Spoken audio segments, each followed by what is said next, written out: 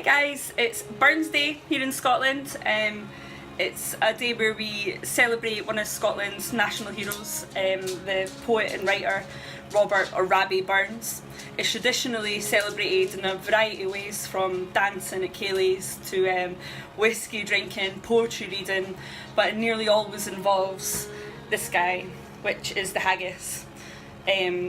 Usually incorporated into the Burns supper, which is Haggis Neeps and Tatties, or haggis, potato and turnip if you prefer. So I thought I would show you how I prepare my Burns supper. So let's go. So as I mentioned, the Burns supper traditionally consists of a turnip. This is Swedish turnip or rutabaga, potatoes and haggis. So to get started, I put 2 pots of salted water on the stove to start boiling. And while that's warming up, I start to prepare our turnip. The turnip is usually served mashed. Sometimes it's served diced and boiled, but it's usually mashed. I mash mine. I like to mash mine. So I start off by cutting in half and peeling it. I'm using my little finger peeler. These things are fantastic. I'll leave a link below to where I got mine. I really recommend them. They're super quick. So peel my turnip, I dice it, I pop it in the salted water. Same with my potatoes, exact same thing. They take roughly the same time to cook.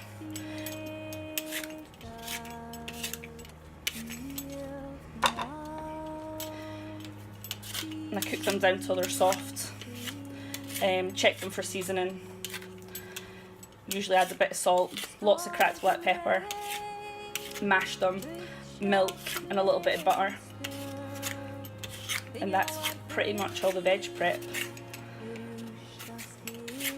for this dish.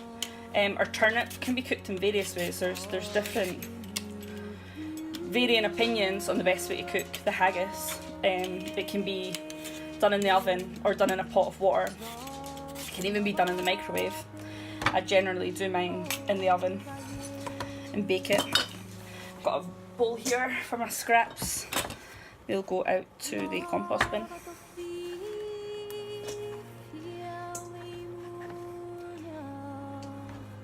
So peel the turnip and just dice it.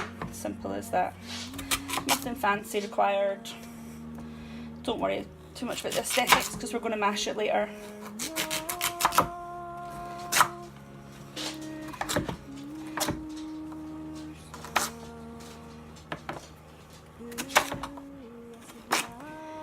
Sort of half-inch sized cubes are usually about the best, but whatever works for you. And as I said, if you prefer chunks of turnip to mashed, that's absolutely fine. You can leave them as cubes. You might want to make them a little bit neater than these if you're serving them cubed. And the exact same thing. Into salted water to boil and then drain once they're soft.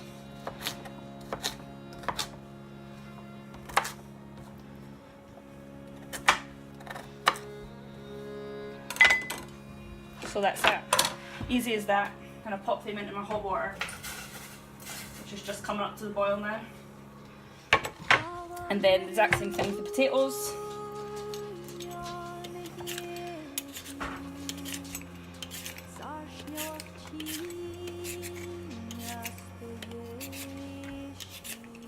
See how quick this thing is, I love it. So handy. I seem to find that I take less off the potato away with this one as well, compared to some of the other peelers I've used in the past. Skins in the scrap bowl.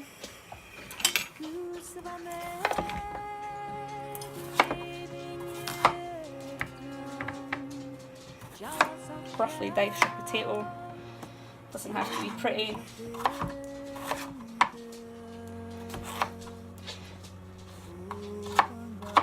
Obviously how many potatoes you dice up or how many potatoes you cook, going to depend on how many people you're eaten with. One haggis this size, usually, you could serve 4 to 6 people with that happily. So potatoes diced into the pot of boiling water for 20 to 30 minutes until they're soft. So I'm going to dice up the rest of these, dice up the rest of my turnip. I'm going to wrap my haggis in tin foil and then I'm going to pop it into my preheated oven and then we'll come back for a look.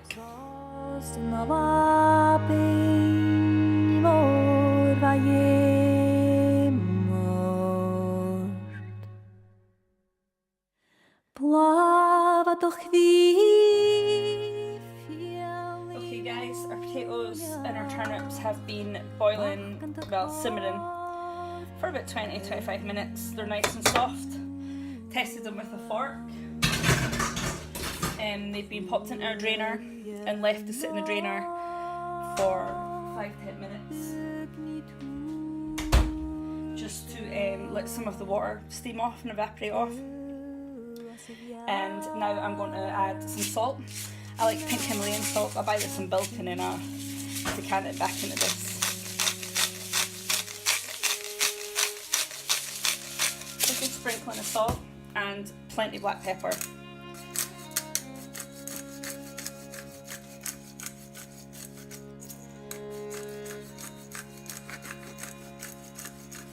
You can obviously adjust that to taste. And a good chunk of butter.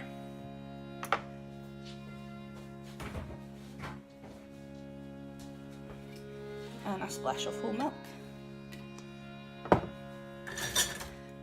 And then it all just gets mashed together.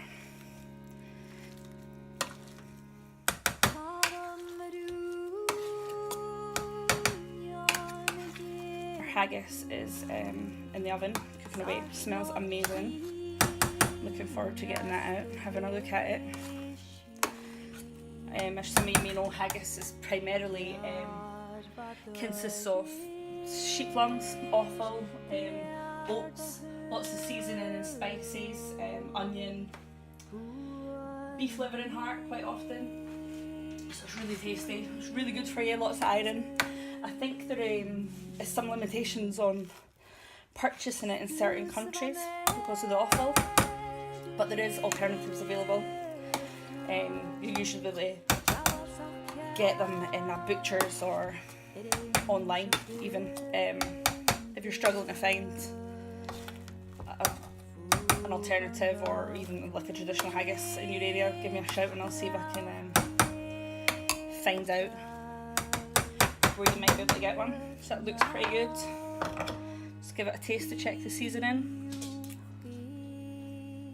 Perfect. So I prepare the turnips in exactly the same way.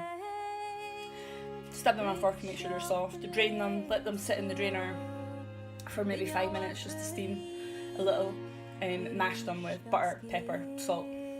So I'm going to do that, and then I'm going to get the haggis out, and then we'll come back and have a little look at how we're going to present it. So our haggis is cooked. It's been cooked. The skin's been taken off, and I've broken it all up. If you go to restaurants in Edinburgh, you'll usually get it all stacked up in a nice tower with herbs on top. But traditionally, how we ate it when I was a kid growing up in Edinburgh was just locked on the plate. That's how we ate it, that's how we liked it. It's simple, traditional Scottish fare. It doesn't need a lot of dressing up. So on the plate it goes. Just like that. It's quite often served with a whiskey sauce on top, but to be honest, I hate whiskey sauce, so I don't. And I don't think it needs it, so I don't bother with it. And traditionally, you know, you could drink whiskey with it. It's usually the drink of choice with it. But I don't like whiskey, so I don't drink whiskey with it. Iron brew. It's another traditional Scottish drink you could have with it, if you wanted to. So that's it. That's my Haggis Neeps and Tatties. If you give it a try, leave a comment down below and let me know what you thought of it. Thanks guys.